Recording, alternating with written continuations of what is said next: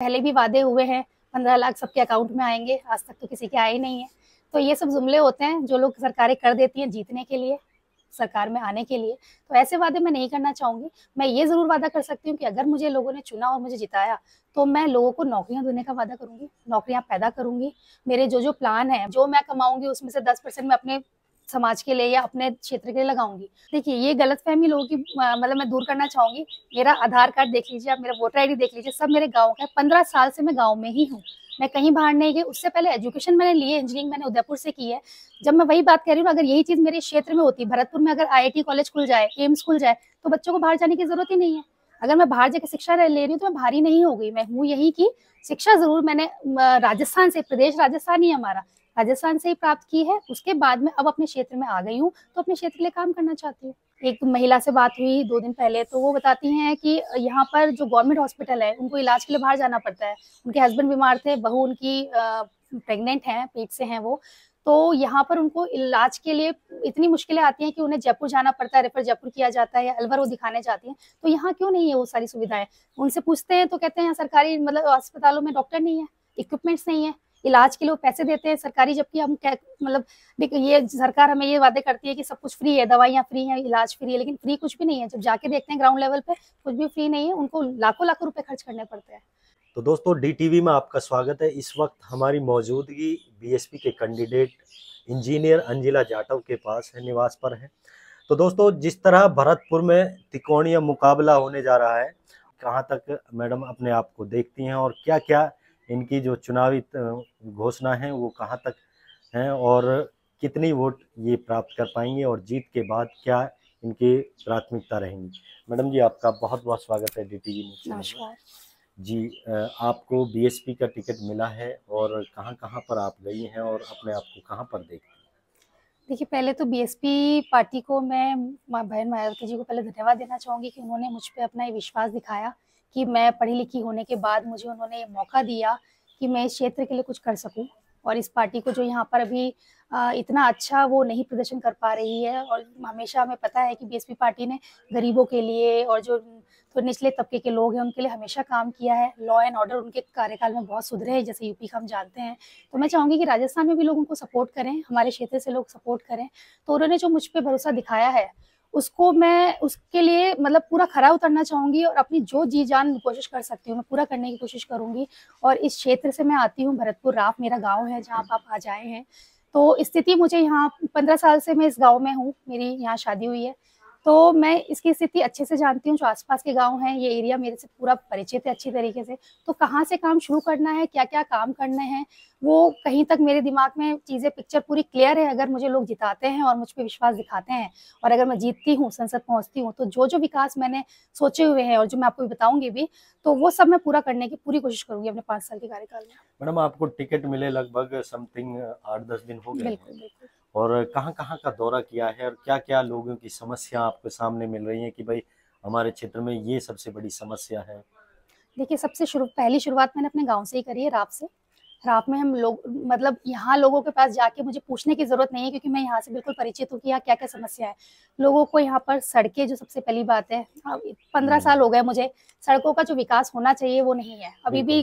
Drainage system जो है, नाली है, यहाँ पर नालियाँ, रोड पे पानी है, रोड पे अभी बरसात के समय तो बहुत ज्यादा कीचड़ हो जाता है। तो ये बहुत बड़ी समस्या है, क्योंकि जब साफ सफाई नहीं होगी तो इंसान स्वस्थ नहीं रह सकता।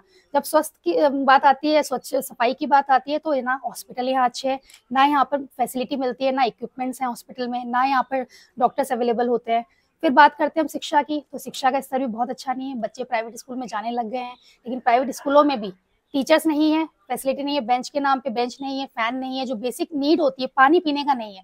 पानी की जो सबसे बड़ी समस्या हमारे क्षेत्र में चली रही है, भरतपुर में है, ERCP पे काम चल रहा है, लेकिन हम 2018 से सुनते आ रहे हैं कि ERCP आएगा, लगेगा, पानी यहाँ पे लोगों को मिलेगा, बट अभी तक कुछ हुआ नहीं है। मीटिंगें होती रहती है।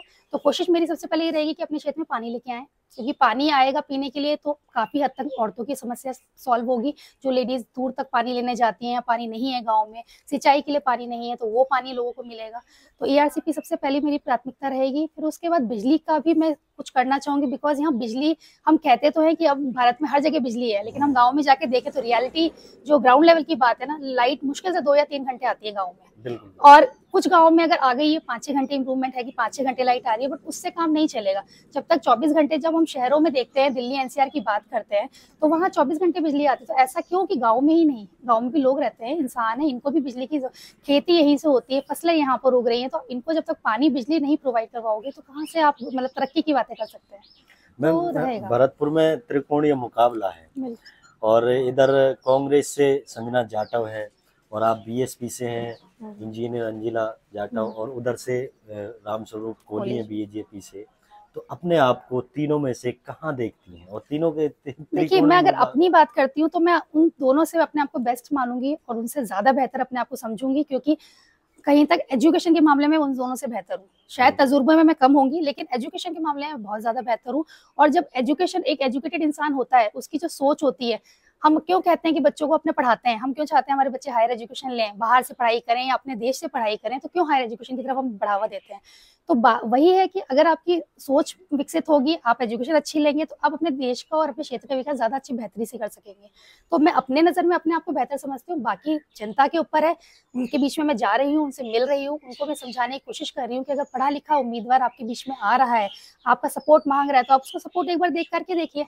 क्योंकि जो पार्टीज अभी तक यहाँ चलती आ रही हैं, बीजेपी हो गई या कांग्रेस, में किसी पार्टी को कोई दोष नहीं देना चाहूंगी, लेकिन जो काम करने का तरीका होता है एक पढ़े लिखे इंसान का, मुझे लगता है कहीं बेहतर होगा बाकियों से। तो एक बार मौका देके देखिए। नहीं, आप ये बताइए हमें कि आप अपनी लाइफ में अच्छा कमा रही थी, आप एमटेक बीटेक हैं और आपके हस्बैंड भी इंजीनियर हैं वो भी जी, और पूरा फैमिली मतलब अच्छी चल रही थी। राजनीति में आने की क्या ऐसी वो पड़ गई जो आप राजनीति में आई है? और लोग कहते हैं कि भाई राजनीति गंदी चीज है। नहीं, गंदी किसी चीज को मैं नहीं बोलूंगी, गंदी लोगों ने शायद बना दिया है इसके अंदर रह के। अगर मेरे जैसे पढ़े लिखे 10-15 और आ जाएं इस राजनीति में, तो शायद राजनीति बहुत अच्छी हो जाएगी। अच्छी हो जाएगी, बिल्कुल, विकास भी होगा, लोगों की परेशानियां दूर होंगी। मेरे जैसे लोगों की मुझे लगता है जरूरत है राजनीति में।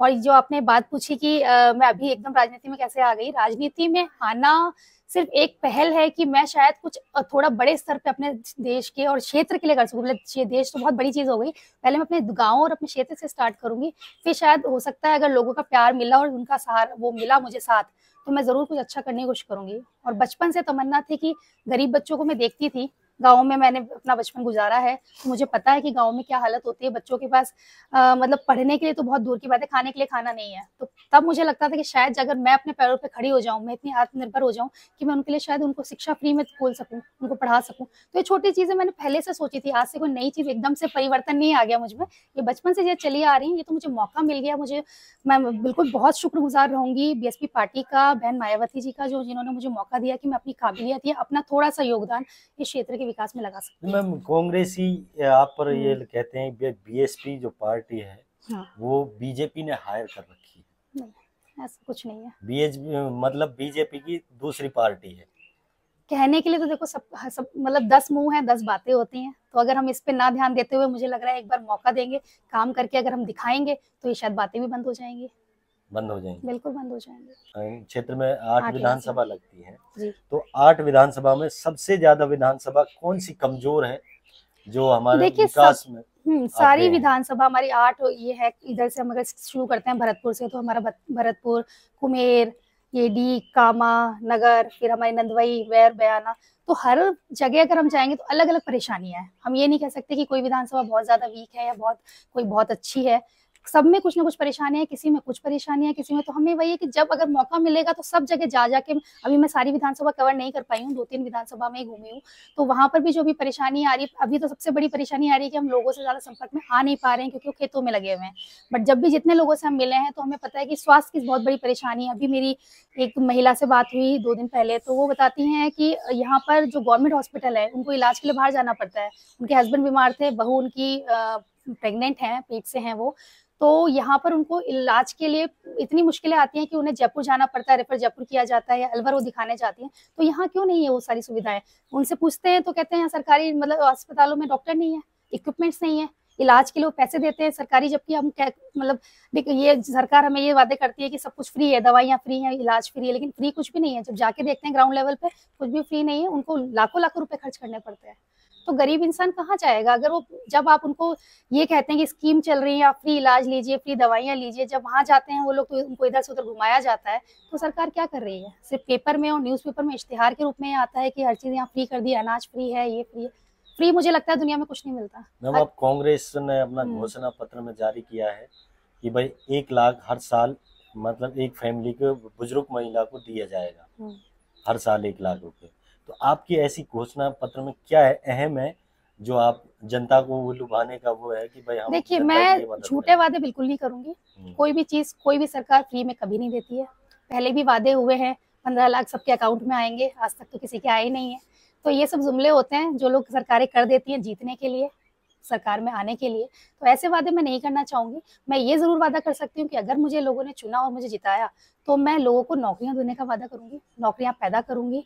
मेरे जो जो प्लान है, मैं ये हाईवे हमारा, हम अगर भरतपुर आते हैं, बात करें तो भरतपुर से कनेक्टिविटी जो है हमारी एनसीआर दिल्ली की, वो बहुत ही लो है। अगर लोग घूमने आ जाते हैं, ये आते हैं ब्रज आते हैं, आपके वृंदावन आते हैं, बहुत इजीली आ जाते हैं क्योंकि ये हाईवे बहुत, मतलब बहुत ही कन्वीनियंट है और 2 घंटे में घूम फिर के चले जाते हैं। तो उससे वहाँ का टूरिज्म बढ़ा हुआ है। यूपी की अगर हम बात करें, टूरिज्म वहाँ बढ़ा हुआ है। तो ये सब चीजें हम भरतपुर में क्यों नहीं ला सकते? एनसीआर तो आपने दर्जा दे दिया भरतपुर को, भरतपुर एनसीआर में आता है, बट एनसीआर जैसे जो विकास होने चाहिए वो अभी तक नहीं नजर आ रहे हैं। और उस एनसीआर की वजह से आप लोगों ने फैक्ट्रीज बंद कर दी सरकारों ने, यहाँ कि यहाँ पॉल्यूशन होगा। तो फैक्ट्री बंद करने की जगह उस पॉल्यूशन कंट्रोल के लिए आप कुछ सिस्टम बैठाते ना। अगर वो पॉल्यूशन कंट्रोल, हम टेक्नोलॉजी, क्या टेक्नोलॉजी की बातें करते हैं, आप टेक्नोलॉजी में यूज कीजिए, पॉल्यूशन कंट्रोल कीजिए। फैक्ट्री बंद करने से तो आपने लोगों का रोजगार बंद कर दिया। नहीं मैम, आपकी जो बीएसपी से टिकट मिला आपको, हाँ। आपकी बीएसपी पार्टी तो मतलब प्रधानमंत्री नहीं बना पाएगी। लोग ये भी कहते हैं कि भाई बीजेपी के लिए समर्थन देंगी, अगर अंजिला जीत जाती है तो भाई बीजेपी में जाएगी। ऐसा कुछ नहीं है। मैं अपनी पार्टी में रह के जितना मुझसे हो पाएगा, और मैं बिल्कुल लोगों का साथ चाहूंगी। मैं ऐसे नहीं कह रही कि अकेला इंसान कुछ कर सकता है, लेकिन शुरुआत जरूर कर सकता है। आपने दशरथ मांझी का नाम सुना होगा, जिन्होंने पहाड़ काट के सड़क बना दी थी, तो वो भी अकेले ही थे, उन्होंने किसी का सहारा नहीं लिया। तो बस वही एक पहल मेरी है। शायद मैं अकेली हूँ, अभी अकेली हूँ, बाद में लोग मेरे साथ जुड़ना शुरू हो जाएंगे। तो कोशिश है। जब मैम आखिरी सवाल है कि जनता के लिए आप क्या संदेश देना चाहती हैं? 19 लाख समथिंग वोट है अपनी लोकसभा सीट में, तो उनमें से कितनी वोट आप प्राप्त कर पाएंगे? देखिए, ये तो सब जनता पे निर्भर करता है कि कितनी वोट मैं प्राप्त कर पाऊंगी। मेरी तरफ से 100% अपनी पूरी ईमानदारी के साथ मैं लगी हुई हूँ लोगों को ये समझाने के लिए, कन्विंस करने के लिए कि अगर आप पढ़े लिखे किसी उम्मीदवार को चुनते हैं तो जो पढ़ा लिखा इंसान वादा करता है वो झूठा तो नहीं करेगा। आज अगर मैं इस मुकाम पे पहुंची हूँ, मैंने पढ़ाई करके यहाँ आज मैं आपके सामने बैठ के कुछ कह पा रही हूँ, तो ये सिर्फ पढ़ाई की बदौलत है। तो मैं चाहूंगी कि मैं अपने जब क्षेत्र का विकास करूंगी, मेरे यही इनसे रहेंगे कि जो मतलब वादे मैं करना चाहूंगी, जो वादे में झूठे ना करके मैं आपको जो करना चाहूंगी काम में वो बताना चाहूंगी कि मैं शिक्षा के क्षेत्र में बहुत काम करना चाहती हूँ। लोग पढ़ेंगे तो जागरूक होंगे, और जागरूक होंगे तो वो अपने लिए अपना सवाल उठा सकते हैं और अपने लिए। एक जनता का सवाल है आखिरी कि जनता कहती है हम फील्ड में घूम रहे हैं कि भाई इंजीनियर अंजिला वो बाहर रहती हैं, हमारे यहाँ लोकल में नहीं रहती कभी। वो आप जयपुर की रहने वाली हो, लेकिन नहीं, मैं जयपुर की रहने वाली नहीं हूँ। ससुराल यहाँ है आपका, राप है, तो अब राप की रहने वाली हुई, लेकिन वो बाहर रहती हैं। देखिए, ये गलतफहमी लोगों की मतलब मैं दूर करना चाहूंगी। मेरा आधार कार्ड देख लीजिए आप, मेरा वोटर आईडी देख लीजिए, सब मेरे गाँव का है। 15 साल से मैं गाँव में ही हूँ, मैं कहीं बाहर नहीं गई। उससे पहले एजुकेशन मैंने ली है, इंजीनियरिंग मैंने उदयपुर से की है। जब मैं वही बात कह रही हूँ, अगर यही चीज मेरे क्षेत्र में होती, भरतपुर में अगर IIT कॉलेज खुल जाए, एम्स खुल जाए, तो बच्चों को बाहर जाने की जरूरत ही नहीं है। अगर मैं बाहर जाकर शिक्षा ले रही हूँ तो मैं बाहर ही नहीं हो गई, मैं हूँ यही की। शिक्षा जरूर मैंने राजस्थान से, प्रदेश राजस्थान ही हमारा, राजस्थान से ही प्राप्त की है। उसके बाद में अब अपने क्षेत्र में आ गई हूँ, तो अपने क्षेत्र के लिए काम करना चाहती हूँ। तो लोगों के जो दिमाग में ये चीज है कि मैं बाहरी हूँ, तो मैं बिल्कुल उनसे मतलब ये स्पष्ट करना चाहूंगी कि मैं बाहरी बिल्कुल भी नहीं हूँ। मैं इसी क्षेत्र की हूँ, भरतपुर की हूँ, और अब मैं अपने क्षेत्र में आके काम करना चाहती हूँ। जो मुझे शिक्षा लेनी थी मैंने ले ली है। अब मुझे लगता है मैं इतनी समझदार कह लीजिए, या मतलब मैं अपने इस क्षेत्र के लिए कुछ ना कुछ करना चाहूंगी अगर मुझे मौका मिलता है। नहीं, सुना है कि आप अभी पार्टी से पहले भी हमने फील्ड में गए थे, तो सुना है कि आप लोगों की, गरीब लोगों की मदद करती थी। तो आपके मन में क्या पहले से ही राजनीति के ख्याल थे या मदद करना? राजनीति का ख्याल तो नहीं था, बिल्कुल नहीं था। कभी ऐसा सोचा नहीं था कि इतना बड़ा मुझे मंच और मिलेगा। इसके लिए मैं बहुत बहुत शुक्रगुजार रहूंगी। लेकिन मदद करना ये शायद मेरे बचपन से मेरे खून में था, या माँ बाप से मिला, या ससुराल में आके भी इस चीज को बहुत सपोर्ट मिला। मेरे हस्बैंड मेरे को इतने सपोर्टिव मिले हैं कि उन्होंने मुझे कभी रोका नहीं किसी की मदद करने। जब मैं कमाती थी तो मतलब एक दिमाग में था कि जो मैं कमाऊंगी उसमें से 10% मैं अपने समाज के लिए या अपने क्षेत्र के लिए लगाऊंगी।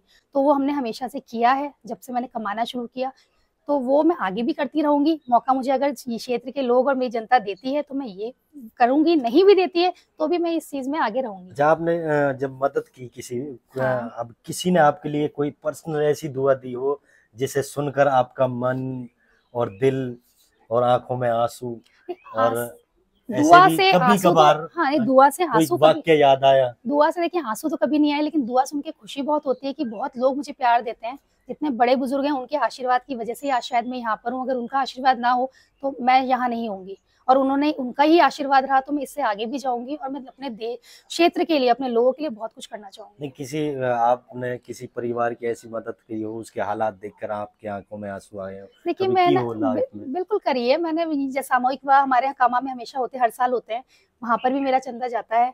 मतलब मैं चंदा ना कह के बोलूँ कि मैं मदद करना चाहती हूँ, उसको चंदा को नाम ना देते हुए मुझे लगता है कि अगर किसी का घर मेरी वजह से बसता है और या उसके घर में थोड़ी खुशियां आती हैं तो मैं उसमें अपने आप को बहुत बड़ा मतलब भाग्यशाली समझूंगी। हॉस्टल बनता है, भरतपुर में हॉस्टल बना है, उसमें मेरा डोनेशन रहा है हमेशा कि जो लड़कियां हैं और लड़के हैं जो बाहर से आके पढ़ते हैं, रहते हैं, तो उनके माँ बाप के ऊपर बाहर ना जाके थोड़ा उनको रहने की सुविधा मिल जाए। फ्री ऑफ कॉस्ट हॉस्टल चलते हैं, तो उन चीज़ों में मैंने मतलब शुरू से किया है, ऐसा नहीं है कि अभी से अचानक आ गया है, और ये मैं करती रहूंगी जब तक मेरे में इतनी समर्थ है। मैं अपने मतलब अपने पैरों पे खड़ी हूँ, मैं ये चीजें अपने मरते दम तक ये चीजें मैं करूंगी। तो दोस्तों, जिस तरह आपने बीएसपी कैंडिडेट इंजीनियर अंजिला के विचार सुने, आप कहां तक सहमत हैं? और अगर आप अंजिला का साथ देना चाहते हैं तो वीडियो को ज़्यादा से ज़्यादा शेयर करें, और DTV न्यूज़ चैनल को लाइक और फॉलो और सब्सक्राइब करें। फिर मिलेंगे अगले कैंडिडेट के साथ, हमें दीजिए इजाज़त। खुदा हाफिज।